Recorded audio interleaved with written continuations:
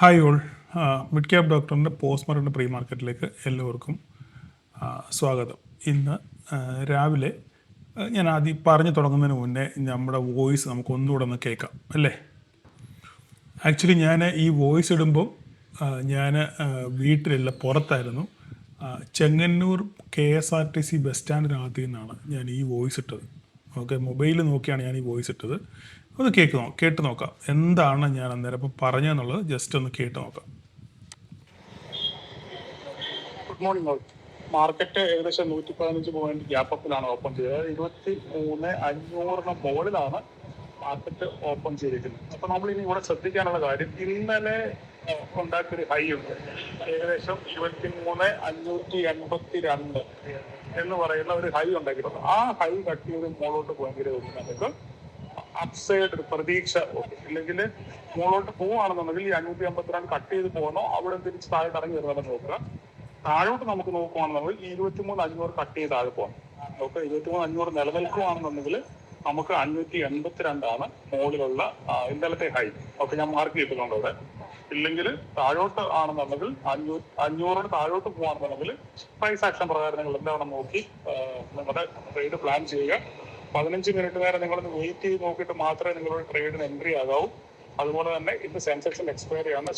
Okay, very clear ആയിട്ട് പറഞ്ഞു. 15 minute നേരം നിങ്ങളൊന്ന് വെയിറ്റ് ചെയ്തിട്ട് മാത്രമേ നിങ്ങൾ ട്രേഡിന് പ്ലാൻ ചെയ്തു. റിസ്ക് എടുക്കുന്നവരുടെ കാര്യം നമുക്കറിയത്തില്ല. റിസ്ക് എടുക്കുന്നവർ അവർക്ക് റിസ്ക് റിവാർഡ് അവരുടെ ആണ്. പക്ഷേ ഞാൻ എപ്പോഴും ആരുടെ കൂടെയാണ്? ബിഗിനറുടെ പക്ഷത്താണ് ഞാൻ. ഓക്കെ, ഓരോ ദിവസവും 2,000-3,000 രൂപ അവരവരുടെ അന്നത്തിന് വേണ്ടി അല്ലെ അവരുടെ ഒരു ശമ്പളം എക്സ്ട്രാ, ഞാൻ കഴിഞ്ഞ ക്ലാസ്സിലും പറഞ്ഞു, ഒരു എക്സ്ട്രാ ശമ്പളം ഏൺ ചെയ്യുന്ന ഞാൻ അവരുടെ കൂടെയാണ്. ഓക്കെ, അവരോട് ഞാൻ പറഞ്ഞു, നിങ്ങൾ 15 മിനിറ്റ് തന്നെ വെയിറ്റ് ചെയ്യുക. അതിനുശേഷം മാർക്കറ്റ് എങ്ങോട്ടാണെന്ന് നോക്കി മാത്രമേ നിങ്ങൾ എന്ത് ചെയ്യാൻ പാടുള്ളൂ, ഒരു ട്രേഡ് ചെയ്യാൻ പാടുള്ളൂ. കൃത്യമായിട്ട് 15 മിനിറ്റ് കഴിഞ്ഞപ്പോൾ എവിടെ എത്തി? ക്ലിയർ ആയിട്ട് നമ്മൾ വരച്ചിട്ട ഇന്നലത്തെ ഹൈയിൽ വന്ന് മാർക്കറ്റ് തട്ടി ഇല്ലേ? അപ്പോൾ ഇവിടെ നമുക്ക് റിസ്ക് എടുത്തൊരു ട്രേഡ് എടുക്കാന്നുള്ളത് മാത്രമേ ഉള്ളൂ. റിസ്ക് എടുത്തൊരു ട്രേഡ്, ചെറിയ സ്റ്റോപ്പ് ലോസിൽ നമുക്കൊരു ട്രേഡ് പ്ലാൻ ചെയ്യാം. ക്ലിയർ ആയിട്ട് നോക്കിയേ വന്നു. അടുത്ത 10 മിനിറ്റ് തന്നെ മാർക്കറ്റ് തിരിച്ച് നേരെ താഴെ വന്ന് മാന്യമായ രീതിയിൽ പ്രോഫിറ്റ് എടുക്കാനുള്ള അവസരം നമുക്ക് ഉണ്ടായിരുന്നു. മാർക്കറ്റ് അതിനുശേഷം താഴോട്ട് വന്നു. ഓക്കെ, നിങ്ങൾ എടുത്തവർക്ക് ഓക്കെ. അപ്പോൾ ഞാനിവിടെ എത്തിയപ്പോൾ തന്നെ പറഞ്ഞു, ഇന്നത്തെ പരിപാടി കഴിഞ്ഞ് മാന്യമായ രീതിയിൽ നിങ്ങൾക്കുള്ളത് കിട്ടി. അതും കൂടെ അപ്പോൾ ഏകദേശം 9:40, 10 മണി തികഞ്ഞില്ല. 10 മണി തികഞ്ഞില്ല ഇല്ലേ? നോക്കിക്കേ, 15, 20, 25, 30, 35, 40, 9:40, 45. 9:40 ആയപ്പോൾ നമുക്ക് എന്ത് ചെയ്തു? പരിപാടി അവസാനിച്ചു. അതിനുശേഷം മാർക്കറ്റ് എങ്ങോട്ട് പോയി എന്നുള്ളത് ന്യായം പാലിച്ചതിനെ സംബന്ധിച്ചിടത്തോളം ഒരു വിഷയമുള്ള കാര്യമല്ല. മാർക്കറ്റ് വീണ്ടും നേരെ താഴെ പോയി, വീണ്ടും അങ്ങോട്ട് ആടിക്കളിച്ചു, ഇങ്ങോട്ട് ആടിക്കളിച്ചു. അതിനുശേഷം അവിടുന്ന് ഒരു 1 വേ റാലി മേലോട്ട് ഇറങ്ങി. ഇതിനകത്തിലൊക്കെ പെട്ടുപോയ എത്രയോ പേരുണ്ടെന്നുള്ള കാര്യം എനിക്കറിയത്തില്ല. അവസാന നിമിഷം മാർക്കറ്റ് ചെറുതായിട്ടൊരു പ്രോഫിറ്റ് ബുക്കിംഗ് നടത്തി. എങ്കിലും ഒരു പോസിറ്റീവ് നോട്ടിലാണ്, 277 പോയിന്റ് അപ്സൈഡിലാണ് മാർക്കറ്റ് ക്ലോസ് ചെയ്തത്. പക്ഷേ ഈ 277 പോയിന്റ് അപ്സൈഡ് ക്ലോസ് ചെയ്യുമ്പം നമ്മൾ US ഫ്യൂച്ചറിനെയൊക്കെ നോക്കുകയാണെന്നുണ്ടെങ്കിൽ ഈ പറയുന്ന പോലെ വലിയ ക്രമാതീതമായിട്ടുള്ള പോക്കൊന്നും വലുതായിട്ട് പോയിട്ടില്ല. ഒരു ഫ്ലാറ്റ് പോസിറ്റീവ് നോട്ടിലോട്ട് മാത്രമേ ഉള്ളൂ. ഇത്ര വലിയ ഈ പറയുന്ന റാലി നടക്കത്തക്ക രീതിയിലുള്ള സംഭവ വികാസങ്ങളൊന്നും മാർക്കറ്റിൽ നടന്നില്ല. ഈ പറയുന്ന ഇപ്പോൾ നിങ്ങൾ ഈ കാണുന്ന ഈ വലിയ റാലി നിഫ്റ്റിയുടെ ഈ പറയുന്ന ഈ ഒരു 1 വേ റാലി, ഇവിടുന്ന് ഇവിടം വരെയുള്ള റാലിക്ക് തക്ക രീതിയിലുള്ള വലിയ സംഭവവികാസങ്ങളൊന്നും നടന്നില്ല. പിന്നെ ഞാൻ ഇപ്പോഴും പറഞ്ഞ പോലെ എന്തിനോ വേണ്ടി തിളയ്ക്കുന്നൊരു സാമ്പാർ എന്നുള്ളതാണ്. അപ്പം ഇതൊക്കെയായിരുന്നു ഇന്നലത്തെ അവസ്ഥ. അപ്പം ഞാൻ പറഞ്ഞല്ലോ, മാന്യമായത് ന്യായമായിട്ടുള്ളത് കിട്ടിയാൽ മാറി നിൽക്കണം എന്ന് ഉള്ളതിന് വലിയൊരു എക്സാമ്പിളൂടാണ് ഇന്നത്തെ മാർക്കറ്റ്. എനിവേ, കുറ്റം പറയുന്നവർ കാണാം, അല്ല ഇത് അംഗീകരിക്കാൻ പറ്റാത്തവർ കാണാം, പലരും കാണാമായിരിക്കും. അതൊക്കെ നിങ്ങളുടെ ഇഷ്ടം. ഓക്കെ, എനിവേ എന്തായാലും ന്യായം പാലിക്കുന്നവർക്ക് മാന്യമായ രീതിയിലൂടെ ഇറങ്ങിപ്പോകാനുള്ള അവസരം ഉണ്ടാകുന്നുണ്ട്. അത് എനിക്ക് വ്യക്തമായ ബോധ്യമാണ്. നമ്മൾ പോളിട്ടപ്പോഴും അതിനകത്തിൽ മാന്യമായ രീതിയിൽ അവർ ഇറങ്ങിപ്പോയിട്ടുണ്ട്. എന്തായാലും ഇനി എന്താണ് മാർക്കറ്റ് സംഭവിക്കാൻ പോകുന്നത്, ഇനി നെക്സ്റ്റ് ഡേയ്സിലും എന്താണ് സംഭവിക്കാൻ പോകുന്നുള്ളത് നമ്മൾ ചിന്തിക്കാൻ പോകുന്നത്. അപ്പോൾ നമ്മളൊന്ന് ചിന്തിച്ച് നോക്കിയേ. സത്യം പറഞ്ഞാൽ ഇന്ത്യ ഇപ്പോൾ വലിയൊരു ക്രൈസിസിലൂടെയാണ് കടന്നു വന്നത്. പ്രത്യേകിച്ച് US-ഉം ചൈനയും തമ്മിൽ ഇപ്പോൾ അമേരിക്കൻ വിസിറ്റ്, ട്രംപിൻ്റെ വിസിറ്റ് ചൈനയിൽ നടക്കുകയാണ്.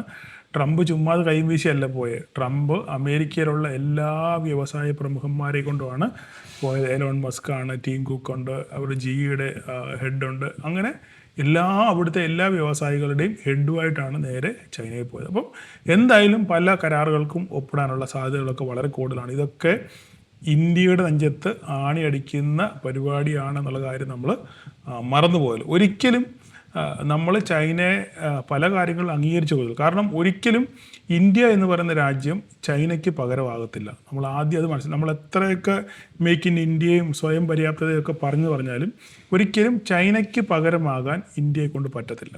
അത് നമ്മൾ അംഗീകരിക്കേണ്ട ഒരു സത്യം തന്നെയാണ്, നമ്മൾ മനസ്സിലാക്കേണ്ട സത്യമാണ്.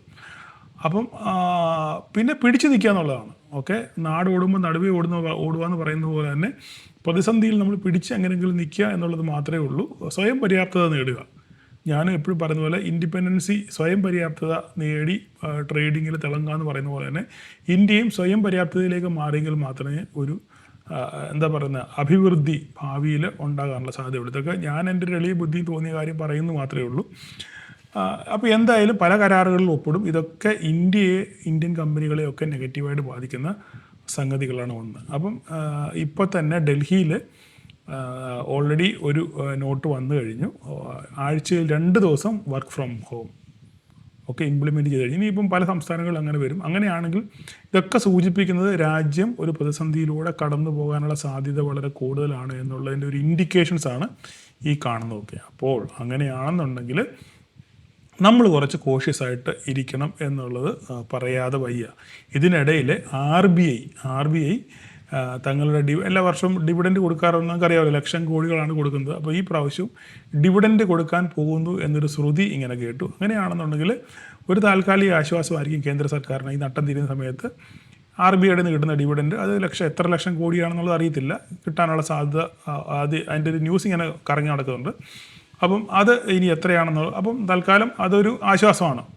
പിന്നൊരു പ്രശ്നം പറഞ്ഞാൽ ഈ ക്രൂഡിൻ്റെ വിലയാണ്. ക്രൂഡ് ഇപ്പം നമ്മൾ വില നോക്കിക്കഴിഞ്ഞാൽ $100 താഴെ ഇതുവരെയായിട്ടും പോയിട്ടില്ല. 100.73 ഇപ്പോഴും ക്രൂഡ് നിൽക്കുന്നത്. നമ്മുടെ USD INR നോക്കുവാണെങ്കിൽ 95 രൂപ 75 രൂപ എക്കാലത്തെയും വളരെ റെക്കോർഡ് ഹൈയിലാണ് ഇപ്പോൾ ഇന്ത്യൻ റുപ്പീസ് നിൽക്കുന്നത്. ഇതും വലിയൊരു പ്രതിസന്ധി ഇന്ത്യക്ക് സൃഷ്ടിക്കുന്നുണ്ട്. അപ്പം എല്ലാം കൂടെ നോക്കുമ്പോൾ മൊത്തത്തിൽ ആകെ ഒരു വല്ലാത്ത പ്രതിസന്ധിയാണ്. ഇതൊക്കെ തീരണമെന്നുണ്ടെന്നുണ്ടെങ്കിൽ ഈ യുദ്ധം പര്യവസാനിച്ചേ ഒക്കത്തുള്ളൂ. ഒരു പക്ഷെങ്കിൽ US-ഉം ചൈനയും തമ്മിലുള്ള ഈ മീറ്റപ്പിൽ ഒരു പക്ഷേ യുദ്ധം അവസാനിപ്പിക്കാനുള്ള എന്തെങ്കിലും ഒരു വഴി ഉരുത്തിരിയുമെന്നാണ് വിദഗ്ധർ വിശ്വസിക്കുന്നത്. കാരണം ചൈനയെ സംബന്ധിച്ചിടത്തോളം ചൈനയ്ക്ക് ഈ എനർജി ക്രൈസിസ് ഒരു പ്രശ്നമല്ല. കാരണം അവർക്ക് റഷ്യയിൽ നിന്ന് പൈപ്പ് ലൈൻ ഉണ്ട്.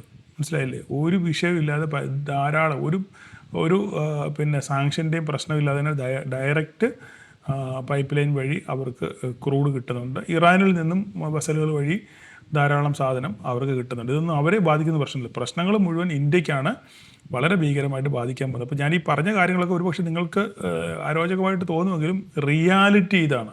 ഇതൊക്കെ മനസ്സിലാക്കി വേണം നമ്മൾ ട്രേഡ് ചെയ്യാൻ. അപ്പം എന്തായാലും നിലവിൽ ഇപ്പോഴും മാർക്കറ്റ് ഒരു ഫ്ലാറ്റ് നോട്ടിലാണ് ഓടുന്നത്. ഇപ്പോൾ തന്നെ ഡൗ ജോൺസ് മാർക്കറ്റ് ഓപ്പൺ ചെയ്ത് ഒരു ഗ്യാപ്പപ്പിലാണ് 300 പോയിൻ്റ് ഗ്യാപ്പപ്പിലാണ് ഓപ്പൺ ചെയ്തിരിക്കുന്നത്. ഈ ഗ്യാപ്പപ്പിൻ്റെ പ്രത്യേകത എന്ന് പറഞ്ഞു കഴിഞ്ഞാൽ US-ഉം ചൈനയും തമ്മിലുള്ള ഡീലിൻ്റെ പുറത്തുള്ള ഒരു പോസിറ്റീവ് നോട്ടാണ് ഈ കാണുന്നത്. പക്ഷേ ഇത് ഇന്ത്യയെ എത്രത്തോളം ബാധിക്കും എന്നുള്ളത് കണ്ടറിയാം. നമ്മളുടെ ഈ പിന്നെ ഗിഫ്റ്റ് നിഫ്റ്റി ഇങ്ങനെ ഒരു ഫ്ലാറ്റ് നോട്ടിലാണ് ഓടിക്കൊണ്ടിരിക്കുന്നത്. അപ്പം എന്തായാലും രാവിലെ മാർക്കറ്റ് ഓപ്പൺ ചെയ്തതിന് ശേഷം മാത്രമേ നമ്മുടെ ഇന്ത്യൻ മാർക്കറ്റ് എങ്ങോട്ട് പോകുന്നുള്ള കാര്യം നമുക്ക് അറിയാൻ പറ്റും. ഇന്ന് നമ്മൾ രാവിലെ ഗിഫ്റ്റ് നിഫ്റ്റി നോക്കുകയാണെങ്കിൽ വെരി ഫ്ലാറ്റ് നോട്ടായിരുന്നു. പക്ഷേ മാർക്കറ്റ് ഓപ്പൺ ചെയ്തതിന് ശേഷം നേരെ പറന്ന് മുകളിലോട്ട് പോയി. അതുകൊണ്ട് രാവിലെ ഓപ്പൺ ചെയ്യുമ്പം എന്താണ് ഇവരുടെ സ്വഭാവം എന്നനുസരിച്ച് മാത്രമേ നമുക്കൊരു ട്രേഡ് ചെയ്യാൻ പറ്റൂ. അതുകൊണ്ടാണ് ഞാൻ എപ്പോഴും പറയുന്നത്, നിങ്ങൾ അത്യാവശ്യം ഒന്ന് വെയിറ്റ് ചെയ്ത് നമുക്ക് കിട്ടുന്ന ഒരു എൻട്രി പോയിന്റ്, ആ എൻട്രി പോയിന്റിൽ എത്തുമ്പോൾ മാത്രമേ നമ്മൾ ട്രേഡ് ചെയ്യാൻ തുനിയാവൂ എന്ന് പറയുന്നത് പ്രധാനപ്പെട്ട കാര്യമാണ്. ബാങ്ക് നിഫ്റ്റി ആണെങ്കിലും ഇന്നൊരു 1700-800 പോയിന്റോളം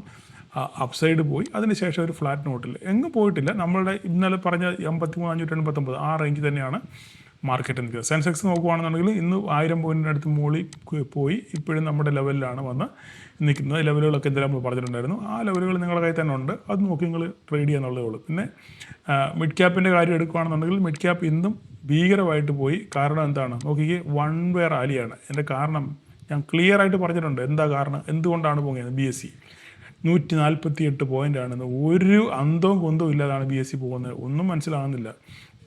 ഇത് എവിടെ ചെന്ന് അവസാനിക്കും എന്ന് പറയുക വൺ വേ റാലി ഇപ്പം പൊട്ടും നോക്കിയിരിക്കുകയാണ്. അതിനെ BSE ഇങ്ങനെ ഇടിച്ചു കുത്തി കയറിക്കൊണ്ടിരിക്കുകയാണ്. നോക്കിക്കേ, ഒരു ഫോൾ പോലും വരാതാണ്. മറ്റേ രണ്ടുപേരും നിഫ്റ്റിയും ബാങ്ക് നിഫ്റ്റി സെൻസെക്സിനെ ഒന്നും മൈൻഡ് ചെയ്യാതെ ഒരു വൺ വേ റാലിയാണ് മിഡ് ക്യാപ്പ് നടത്തിയത്. അപ്പം ലെവലുകളൊക്കെ കൃത്യമായിട്ട് റെസ്പെക്ട് ചെയ്യുന്നുണ്ട്. അപ്പം നോക്കി കണ്ട് ട്രേഡ് ചെയ്യുക എന്ന് മാത്രമേ ഇപ്പോൾ പറയാനുള്ളൂ, അല്ലാതെ വേറെ കൂടുതലൊന്നും പറയാനില്ല.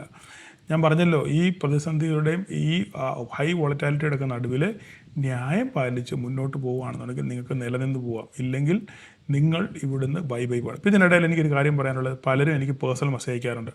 സാറേ, മാർക്കറ്റ് ഇവിടുന്ന് പൊട്ടുവോ, ഇവിടുന്ന് മേലോട്ട് കയറുമോ, എൻ്റെ ഈ പൊസിഷൻ ഉണ്ട്, ഞാൻ എന്തോ ചെയ്യണം, കൊടുക്കട്ടോ, ഹോൾഡ് ചെയ്യട്ടോ, ഇങ്ങനൊന്നും ചോദിച്ച് ആരും എനിക്ക് മെസ്സേജ് അയക്കേണ്ട. ഞാനതിന് റിപ്ലൈ ചെയ്യത്തില്ല. കഴിഞ്ഞ ദിവസം ഒരാൾ പിണങ്ങിപ്പോയി, കേൾക്കുന്നുണ്ടായിരിക്കും എന്നെ. ഒരാൾ പിണങ്ങിപ്പോയി, നിങ്ങൾ എന്തിനാ ഞാൻ ചോദിക്കുന്ന ചോദ്യത്തിന് മറുപടി തരാത്ത എന്താണെന്ന് ചോദിച്ച് പിണങ്ങിപ്പോയി. ഞാൻ പറഞ്ഞു, നിങ്ങൾ പൊയ്ക്കോ. കാരണം ഞാൻ പറഞ്ഞല്ലോ, ഞാൻ കാണിപ്പയ്യൂരിൻ്റെ ശിഷ്യനല്ല. കബഡി നിർത്തി മാർക്കറ്റ് മേലോട്ട് പോവോ താഴോട്ട് പോവോ എന്ന് പറയാൻ ഞാൻ പുള്ളിയുടെ ശിഷ്യനല്ല. ഞാൻ ദൈവമല്ല. ഞാൻ മാർക്കറ്റ് എൻ്റെ അമ്മാവനല്ല, സെബിയുടെ ചെയർമാനോ അല്ലെങ്കിൽ NSEയുടെ ചെയർമാനോ. അവർക്ക് പോലും അറിയത്തില്ല മാർക്കറ്റ് എങ്ങോട്ട് പോകുന്നുള്ള കാര്യം. മാർക്കറ്റിനും ചെയ്യുന്നപ്പോഴാണോ അല്ലാതെ വേറൊരു മൂന്നാമതൊരു വ്യക്തിക്ക് മാർക്കറ്റ് എങ്ങോട്ട് പോകുമെന്ന് പറയാൻ പറ്റത്തില്ല. അതിനിടയിൽ ഞാനെങ്ങനെ നിങ്ങളോട് പറയുന്നത് മാർക്കറ്റ് ഇവിടുന്ന് മേലോട്ട് പോവോ താഴോട്ട് പോവോ? ഇതെല്ലാം പ്രോബബിലിറ്റീസാണ്, സാധ്യതകളെ പറ്റിയാണ് നമ്മൾ സംസാരിക്കുന്നത്. ആ സാധ്യതകളും ഈ പറയുന്ന എല്ലാ ഇൻഡിക്കേഷൻസും പ്രൈസ് ആക്ഷനും ക്യാൻഡിലുകളുടെ സ്വഭാവം എല്ലാം വെച്ച് പറഞ്ഞിട്ട് നമുക്ക് തെറ്റിപ്പോകുന്നു. നമ്മളൊരു പരുവത്തിൽ നിന്ന് പഴിച്ച് പോവുകയാണ്, ശരിയല്ലേ? അതിനിടയിൽ കൃത്യമായിട്ട് നമുക്ക് എങ്ങനെ പറയാൻ പറ്റും മാർക്കറ്റ് ഇവിടുന്ന് അപ്സൈഡ് പോകുന്നോ താഴോട്ട് പൊട്ടി വീഴുമെന്നോ, അല്ലെങ്കിൽ നിങ്ങളുടെ കയ്യിൽ പൊസിഷൻ ഹോൾഡ് ചെയ്യാൻ എനിക്ക് എങ്ങനെ പറയാൻ പറ്റും? എനിക്കെങ്ങനെ പറയാൻ പറ്റും? അതിന് കൃത്യമായ ഞാൻ മാനദണ്ഡങ്ങൾ പറഞ്ഞു തന്നിട്ടുണ്ട്, ഇല്ലേ? അതിന് കൃത്യമായ സ്റ്റോപ്പ് ലോസ് കൊടുത്ത് മാറി നിൽക്കുക, ഇല്ലെങ്കിൽ മാന്യമായ പ്രോഫിറ്റ് കിട്ടിയത് ബുക്ക് ചെയ്ത് മാറുക. ഇത് രണ്ടും ചെയ്യാതെ അന്ധമായിട്ട് നിങ്ങൾ ഹോൾഡ് ചെയ്യുകയാണെന്നുണ്ടെങ്കിൽ എനിക്ക് ഇതിനകത്തിൽ എന്ത് ചെയ്യാൻ പറ്റും? പോകുന്നത് നിങ്ങൾക്ക് നിങ്ങളുടെ ഭാര്യയ്ക്കും മക്കൾക്കുമാണ്, അല്ലെങ്കിൽ നിങ്ങളുടെ കുടുംബത്തിനും നിങ്ങളുടെ അപ്പനും അമ്മയ്ക്കാണ് പോകുന്നത്. എനിക്കൊന്നും പോകാനില്ല. അപ്പോൾ അതുകൊണ്ട് ഇങ്ങനെയൊക്കെയുള്ള ചോദ്യങ്ങൾ ചോദിക്കുന്നതോട് എനിക്ക് പറയാനുള്ളത്, ദയവ് ചെയ്ത് കൃത്യമായ സ്റ്റോപ്പ് ലോസ് ആണെങ്കിൽ ആ സ്റ്റോപ്പ് ലോസ് കൊടുത്ത് മാറി നിൽക്കാൻ ശ്രമിക്കുക, അല്ലെങ്കിൽ മാന്യമായ പ്രോഫിറ്റ് കിട്ടിയാൽ അതിൽ നിന്ന് കൊടുത്ത് മാറി നിൽക്കാൻ ശ്രമിക്കുക. ഇതൊക്കെയുള്ളൂ എനിക്ക് പറയാൻ. ഉപദേശമാണെന്ന് അറിയാം, പക്ഷേങ്കിൽ പറയാതെ വേറെ യാതൊരു നിവൃത്തിയില്ല. അപ്പോൾ നാളെ എല്ലാവർക്കും ഒരു പ്രോഫിറ്റബിൾ ഡേ ആശംസിക്കുന്നു. Thank you.